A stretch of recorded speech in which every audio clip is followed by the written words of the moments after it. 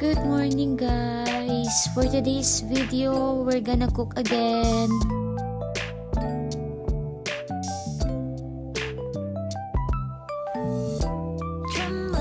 Hi! Ito nga pala yung mga ingredients ko guys para sa kinamatisang baboy na recipe ko ngayong araw na to.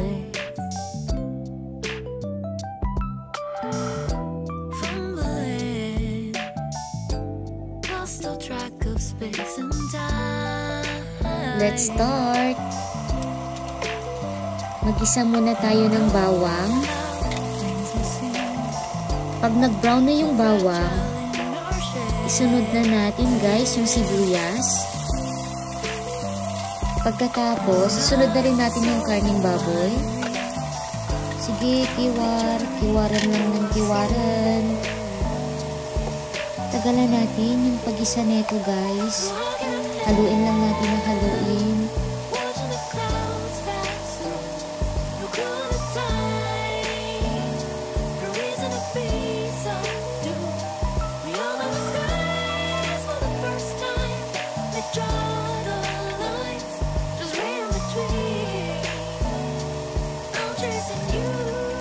Nilagyan ko na rin ng kamatis.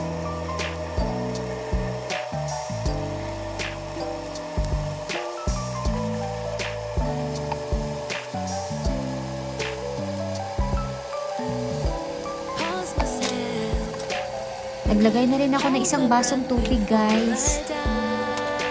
Ayan, pinakuluan ko muna siya hanggang sa lumambot yung karne.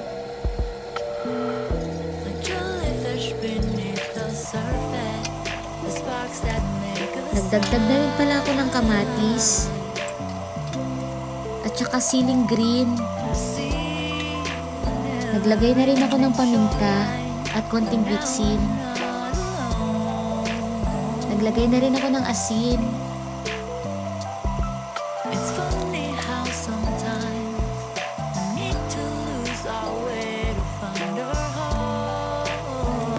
Naglagay na rin ako ng chili powder. Sinunod ko na rin yung pechay guys. Kunting luto lang to guys. Charan! Ito na yung kinamatisang karning baboy.